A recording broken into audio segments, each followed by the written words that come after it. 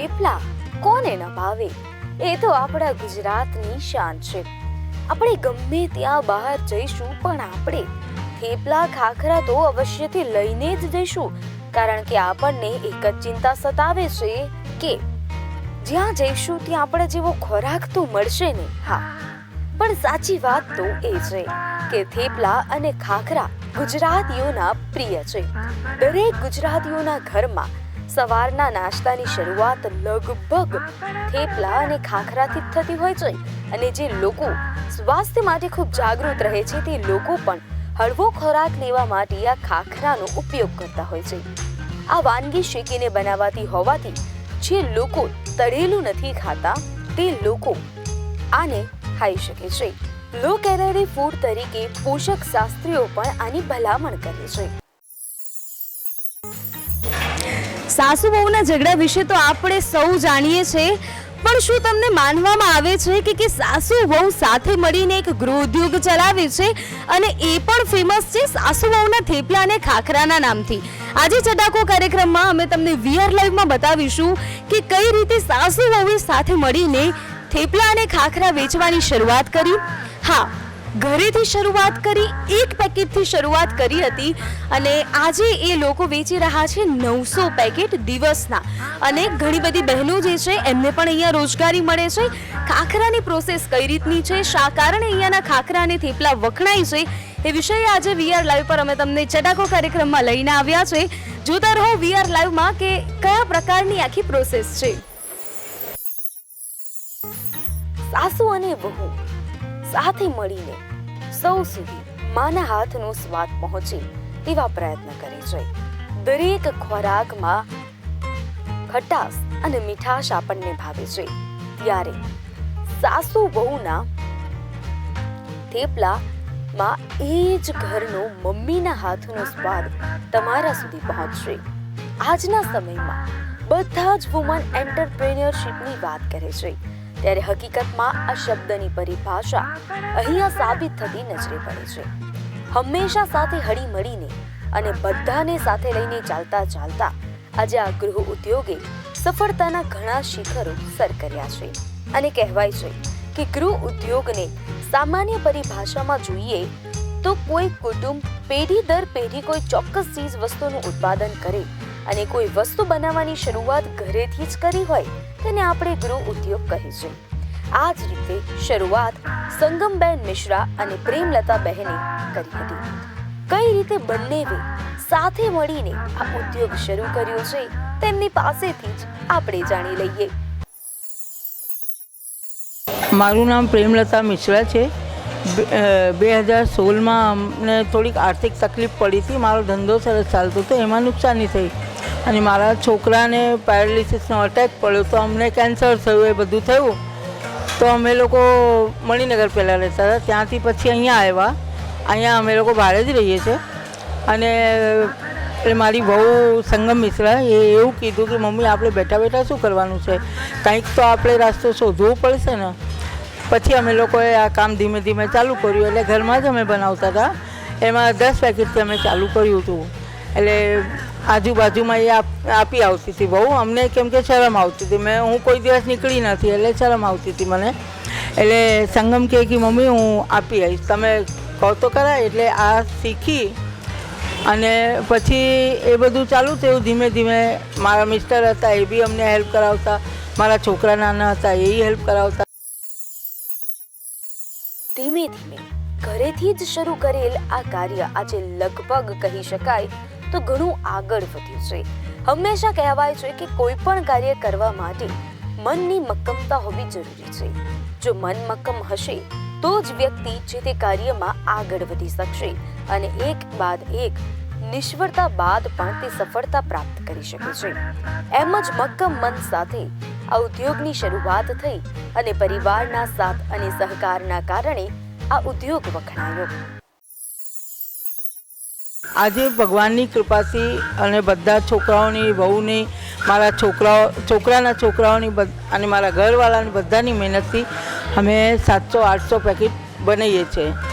અને આ બહેનો જેટલી આવે છે એ દાળિયા ઉપર આવે છે. અમુક ટાઈમે હોય, અમુક ટાઈમે ના બી હોય, તો અમે લોકો જાતે જ કરીએ છીએ. મારું નામ સંગમ મિશ્રા છે. અમે સાસુ વહુ છીએ. અમે લોકો કોઈ દિવસ ઝઘડતા નથી, એટલે અમારામાં એટલો સંપ છે ને, એના હિસાબે આ કામ ચાલ્યું છે. કેમ કે શરૂઆતમાં જ્યારે આ કામ ચાલુ કર્યું હતું ને, તો મારા છોકરાઓ બહુ નાના હતા અને સસરા હસબન્ડ બધા હતા ઘરમાં, પણ એ લોકોએ અમને એટલો વધારે સપોર્ટ કર્યો છે ને કે કોઈ દિવસ ઘરની કામની તો અમને ચિંતા થઈ જ નથી કે અમે આમને કેવી રીતે રસોઈ બનાવીને ખવડાવીશું ને કેવી રીતે શું કરીશું. અમારું પૂરી ફેમિલી મતલબ કામમાં જ રહેતું હતું, એટલે ખાવા પીવાનો બી હોશ અમને હતો નહીં. અને અમારા વચ્ચે કોઈ દિવસ એવી રીતે ઝઘડો બી નહીં થયો કે કેમ ખાવા નહીં બન્યું કે કેમ શું છે. અત્યારે હાલની તારીખમાં બી એવું છે ને કે અમે લોકો બપોરનું જમવાનું 4 વાગે જમીએ છીએ, રાતનું 11 વાગે જમીએ છીએ, કેમ કે જ્યારે ફ્રી પડીશું ત્યારે જ ખાઈશું.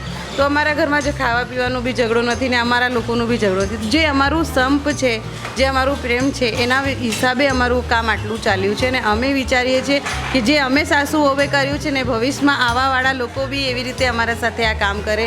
અને અમે બધી આખા ઇન્ડિયામાં, ઇન્ડિયાથી બહાર બી અમે આ મોકલવાની અમારી ઈચ્છા છે કે મમ્મીનો ટેસ્ટ એટલો સારો છે ને, તો આખી દુનિયા ટેસ્ટ કરે. વેકેશનની સિઝનમાં જ્યારે સૌ કોઈ બહાર ફરવા જાય છે, તે રીતે લોકો પણ સાથે થેપલા લઈને જાય છે. એટલે વેકેશન હોય કે દિવાળીનો સમય હોય, તે દિવસ દરમિયાન વધુ થેપલાનું ઉત્પાદન થતું હોય છે. અહીંયા જે થેપલા બને છે એની શેલ્ફ લાઈફ પણ સારી છે, જેથી તેનો ઉપયોગ લાંબા સમય સુધી થઈ શકે છે. આ વેકેશન હોય છે ત્યારે જ હોય છે, થોડું આમ ચાલુ ચાલે છે, બસ બીજું કંઈ એટલું બધું નહીં હોતું. કેમ કે બહાર ગામ જતા હોય લોકો અને લોકો અહીંયા આવતા હોય એ પ્રમાણે જ હોય છે. 8 દિવસથી 15 દિવસ સુધી રાખી શકાય. આમ તો અમે મહિનાની રાખું છું, પણ ગરમીનો સિઝન હોય ત્યારે 15 થી 20 દિવસ રહે, શિયાળામાં ચાલી જાય છે.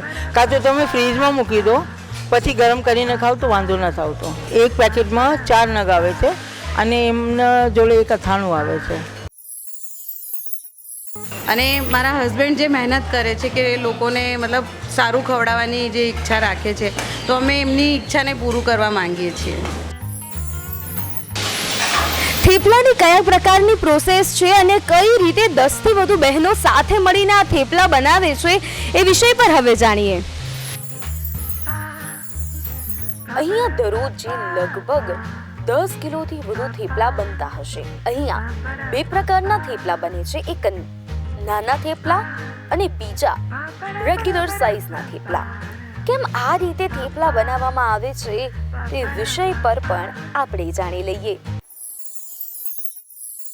અહીંયા અમે લોકો થેપલા બનાવીએ છીએ. થેપલા બિલકુલ ઘરના ટેસ્ટ જેવા હોય. જે ઘરના થેપલામાં આપણે નાખીએ છીએ ને, એ જ બધું છે. ખાટું, મીઠું અને તીખું, એવી રીતના એ હિસાબના ટેસ્ટના અમે થેપલા બનાવીએ છીએ. આ અહીંયા થેપલાનો લોટ છે, આ 6 કિલો લોટ એકવારમાં તૈયાર થાય છે. પછી એને લોટ બંધાઈ જાય એટલે અમે અહીંયા ગુલ્લાની મશીન છે, તો ત્યાં ગુલ્લાની મશીનમાં ગુલ્લા કાપવા માટે લઈ જઈએ છીએ. એ એમ કહેવાય ને કે માના હાથનો ટેસ્ટ ક્યાંય ના મળે, તો આ ટેસ્ટ અમારા માનું હાથનું છે. અને મેથી અમે લોકો કસ્તુરી મેથી વાપરીએ છીએ. એટલે કે આ ખટાશ મીઠાશ પાછળ એક બહુ મોટું હા, એ મોટું રહસ્ય છે, એ માં છે એવું કહીએ તો બી ચાલે. કેમ કે અમારા ઘરમાં બધાને જ ટેસ્ટી ખાવાનું બહુ શોખ છે. તો મમ્મીને એમને આવડતું હતું બહુ સારું ખાવાનું બનાવતા, તો એમણે એમના જાતે જ મતલબ ખાટાશ મીઠાશ બધું એમણે મેનેજ કરીને અને એવી રીતે થેપલા બનાવતા હતા. તો એમનો ટેસ્ટ બજારમાં બી ચાલે છે અને બધાને ગમે છે. બાએ મને હવે બધું માપ કહી દીધું છે, એટલે હવે મને કહી દીધું કે તારે જ બનાવવાનું છે. એટલે એકવાર એમણે મને બતાવી દીધું ને હવે હું બનાવું છું. એક સાથે મતલબ સમજો ને કે 800-900 પેકેટ જેવા બની જાય છે. અને એક પેકેટમાં આપણા કેટલા થેપલા? એક પેકેટમાં 4 નંગ આવે છે અને એક અથાણાનું પાઉચ આવે છે. એટલે એ ચોઈસના હિસાબે હોય. ઘણા લોકો અમને કહે છે કે ના અમારે નાના જોઈએ, જેમ કે ટ્રેન વગેરે હોય, સ્ટેશન વગેરેમાં, એમાં નાના થેપલા જોઈએ. અને જે અમારા રેગ્યુલર ખાટા મીઠા થેપલા છે એ અમારા રેગ્યુલર સાઇઝમાં આવે છે. અહીંયા ગુલ્લા બને છે, પછી અહીંયા એટલે મશીન છે ગુલ્લાનું, ત્યાં મશીનમાં નાખીએ છીએ લોટ, પછી ત્યાંથી ગુલ્લા બનીને આવે છે. પછી લોટમાં રગદોડીને પછી આ મશીનમાં નાખીએ છીએ, ત્યાં તૈયાર થઈને આવે છે થેપલા. જે રીતે ખાખરા બનીને તૈયાર થાય છે, તે પછી બહેનો દ્વારા થેપલાને પેક કરવામાં આવે છે, જે બાદ મશીન દ્વારા પેકેટને બંધ કરવામાં આવે છે, જેથી આ થેપલાનો ઉપયોગ લાંબા સમય સુધી કરી શકાય અને પેકેટમાં રહેલા જે થેપલા છે એ ખરાબ ન થાય. અહીંયાના થેપલા કેટલા ફેમસ છે તે અંગે પણ આપણે પ્રેમલતાબેન પાસેથી જ જાણી લઈએ. અમારા થેપલા નદી પાર બી જાય છે, એરપોર્ટમાં જાય છે, સંસદ ભવનમાં જાય છે અને અમુક ટાઈમે બહાર બી જાય છે. જે લોકો ઘણા ખાઈ ખાઈને જાય છે એ લોકોને પસંદ આવે તો બહાર બી લઈ જાય છે, રેલવે સ્ટેશન ઉપર જાય છે.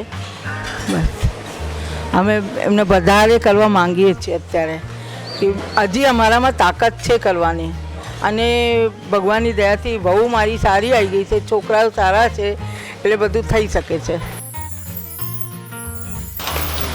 સાસુ વહુના થેપલાની સાથે સાથે અહીંયાનું પ્રખ્યાત છે સાસુ વહુના ખાખરા. એની બનવાની પ્રોસેસ કઈ રીતની હોય છે આજે આપણે જાણીશું સંગમબેન મિશ્રા પાસેથી. તેમની સાથે વાત કરીએ. એ જાણીએ છીએ કે ખાખરા બનાવવાની શરૂઆત તેમણે કઈ રીતે કરી.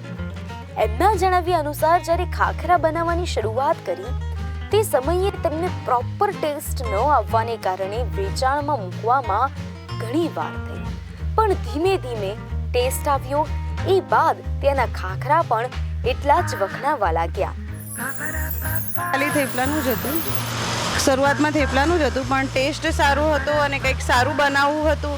એના હિસાબે પછી અમે ખાખરાનું ટ્રાય કર્યું અને ખાખરાની બહેનો બી અમારી સપોર્ટ કર્યું સારું, તો એના હિસાબે અમારા ખાખરા બનાવવા માંડ્યા. ખાખરા બનાવવાનું જે મતલબ અમારો આઈડિયો હતો ને એ અમારો આઈડિયો નહોતો, એ મારા મિસ્ટરનો જ આઈડિયો હતો. એમને ઈચ્છા થઈ ગઈ કે ના, આપણે જો થેપલા આટલા સારા બનાવી શકીએ છીએ તો આપણે ખાખરા બી સારા બનાવીએ. તો ખાખરાની જે મતલબ પ્રોસિજર છે, જે મતલબ બને છે એ બધું એમના હિસાબે જ બને છે. ખાખરાના જે મેન કહેવાય ને એ કહેવાય. અમારા ત્યાં સાસુ વહુના થેપલા પ્રખ્યાત છે, એના સાથે સાથે આ ખાખરા પણ પ્રખ્યાત છે. આ અમારે અહીંયા ખાખરા બને છે. પહેલાં એને વણવામાં આવે છે, પછી કાચી પાકી કરવામાં આવે છે અને પછી એને શેકવામાં આવે છે અને શેકીને પછી એને પેકિંગ કરી દેવામાં આવે છે.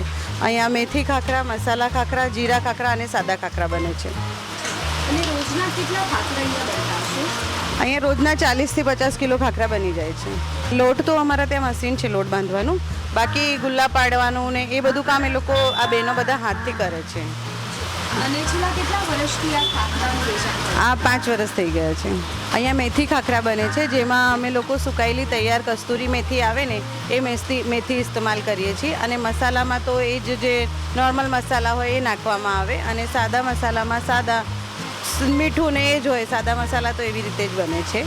અને બધી જ વસ્તુ એટલે કંપનીની જ વાપરીએ છીએ અમે, કોઈ બી વસ્તુ આમ ચાલુ નહીં વાપરતા. અને આપણા ખાખરામાં એ ખાસ વાત છે કે આપણે ખાખરા ઘઉંના લોટના બનાવીએ છીએ, મેદાના લોટના નથી બનાવતા. અમે જે આ ખાખરા બનાવીએ છીએ ને એકદમ નેચરલ છે, એમાં અમે કોઈ પ્રિઝર્વેટિવ કે કંઈ બી નથી વાપરતા. કેમ કે લાંબા ટાઈમ પછી કોઈ બી વસ્તુ આપણે નાખીએ ને તો એ આપણને શરીરને નુકસાન કરે છે. અમારા ખાખરા તમે 2 મહિના સુધી ખાઈ શકો છો, એને કોઈ બી તકલીફ નથી પડતી, કેમ કે હાથથી બનાવેલા છે, હાથે વણેલા છે, હાથે શેકેલા છે, એટલે બહુ જ સરસ અને એકદમ સોફ્ટ છે. બજારમાં મળે છે, એવું નથી કે નથી મળતા, મશીનવાળા જેટલા બી ખાખરા મળે છે, પણ આ હાથના બનાવેલા છે. એકવાર ટેસ્ટ કરશો એટલે તમને પોતે જ ખબર પડી જશે કે ના, આ ખાખરા ખાવા જેવા છે. આપણે અહીંયાની પ્રોસેસ વિશે અને કયા પ્રકારે આ થેપલા અને ખાખરા બને છે એ વિષય પર તો જાણ્યું, પણ હવે એ પણ જાણીએ ને કે આ સાસુ વહુના થેપલા નામ કઈ રીતે પડ્યું. આ ગૃહ ઉદ્યોગનું સાચું નામ છે શાંતિ ગૃહ ઉદ્યોગ, પણ જેમ જેમ અહીંયાનો સ્વાદ વખણાયો એમ જ આ જગ્યાનું નામ પડી ગયું સાસુ વહુના થેપલા. એમ તો અમારું રિયલ નામ છે શાંતિગૃહ ઉદ્યોગ, પણ અમારા સાસુ વહુના પ્રેમના હિસાબે અને આ થેપલાનું નામ અમે લોકોએ સાસુ વહુના નામથી પ્રખ્યાત થઈ ગયું છે. થેપલા એટલે ગુજરાતીઓની ઓળખાણ અને ગુજરાતીઓની શાન. જ્યાં બી ગુજરાતી જાય તે થેપલા સાથે લઈ જાય અને થેપલાનો ઉપયોગ કરે છે. આજે હું થેપલા અને બાળકોનો કેટલા આરોગ્યપ્રદ છે એ જાણવા માંગુ છું. થેપલા નોર્મલી ઘઉંના લોટના બનાવવામાં આવે છે, પણ ક્યારેક બાજરી અને જુવારના લોટમાંથી બનાવવામાં આવે છે. થેપલાની અંદર અલગ અલગ ઇન્ગ્રીડિયન્ટ્સ નાખવામાં આવે છે, જેમ કે મેથી હોય છે, અંદર ટર્મરિક એટલે હળદર હોય છે અને સોલ્ટ હોય છે.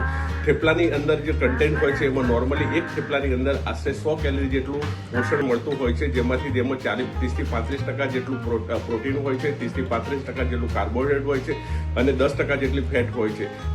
આ થેપલાની અંદર રહેલા ઇન્ગ્રેડિયન્ટ જેવા કે મેથી એક બહુ સારી ગુણવત્તાવાળી વસ્તુ છે. મેથી એક એન્ટીઓક્સિડન્ટ તરીકે કામ કરે છે. વિટામિન B12 બી ભરપૂર પ્રમાણમાં મળતું હોય છે મેથીમાંથી, જેથી કરી અને બાળકોને રોજિંદા નાસ્તામાં થેપલા આપવાથી બાળકોને બીજા બહારની બિન આરોગ્યપ્રદ વસ્તુ કરતાં થેપલા આપવાથી બાળકોનું આરોગ્ય બી સુધરે છે અને બાળકોને જે અંદર કેલરીની જરૂરિયાત છે એ બી થેપલાથી સંતોષી શકાય છે. એટલે થેપલા એ સાચા અર્થમાં ગુજરાતીઓની શાન છે, જે આજે ખાલી ફક્ત ગુજરાત નહીં અને આખા દેશમાં અને વિદેશોમાં બી અત્યારે માંગ વધી છે. રોટલી જે ઘઉંમાંથી બનાવવામાં આવે છે એને તવી પર શેકીને ડ્રાય કરીને જે ફોર્મેશન બનાવવામાં આવે છે એને આપણે ખાખરા કહીએ છીએ. ખાવામાં ખૂબ જ સ્વાદિષ્ટ અને કડક લાગે એવા ખાખરા બ્રેકફાસ્ટ અથવા તો ડિનર માટે આપણે યુઝ કરી શકીએ છીએ. ડાયટરી ફાઇબર્સ, વિટામિન્સ અને મિનરલ્સથી એ ભરપૂર હોય છે. એક રોટલીમાં હોય લગભગ એટલી જ કેલરી એની અંદર આવે છે. 110થી લઈને કયા પ્રકારના તમે ખાખરા બનાવો છો, 120 કે 125 સુધીની એક ખાખરામાં કેલરી હોય છે. એટલે બ્રેકફાસ્ટની અંદર તમે દૂધ સાથે અથવા તો ચા સાથે દિવસમાં 2 કે 3 ખાખરા લઈ શકો છો. દર્શક મિત્રોને એટલું ચોક્કસ કહીશું કે બર્ગર, પિઝા અથવા તો કોઈ તળેલી વસ્તુ ખાવી એના કરતાં ખાખરા બિલકુલ સારા છે અને એને યોગ્ય પ્રમાણમાં લેવા જરૂરી છે. આપણો એક ચોક્કસ પ્રકારનો ખોરાક છે જેને આપણે રોજના ભોજનમાં સામેલ કરી શકીએ છીએ. કોઈક વખત સાંજનું ભોજન હેવી ન લેવું હોય તો તમે ખાખરાને દૂધ સાથે પણ લઈ શકો છો અને એવી જ રીતે સવારે ઉઠીને એને નાસ્તા સાથે પણ લઈ શકો છો. પરંતુ એનું પ્રમાણ 2 કે 3 અથવા તો શરીરની જરૂરિયાત મુજબ એનાથી વધારે ન હોવું જોઈએ. એ બાબતોનું દરેકે ધ્યાન રાખવું જોઈએ. આજના ચટાકો કાર્યક્રમમાં આપણે જાણ્યું કે આટલા બધા થેપલાનું અને ખાખરાનું પ્રોડક્શન કઈ રીતે થાય છે અને ફાઇનલ પ્રોસેસ થઈને કઈ રીતે આપ સુધી પહોંચે છે. આવતા શુક્રવારે મળીશું એક નવા સ્વાદના ચટાકા સાથે. આજે આપણે માણ્યો સાસુ વહુના થેપલાનો ચટાકો. આવતા શુક્રવારે મળીશું ફરીથી. ત્યાં સુધી જોતા રહો VR લાઈવ. નમસ્કાર.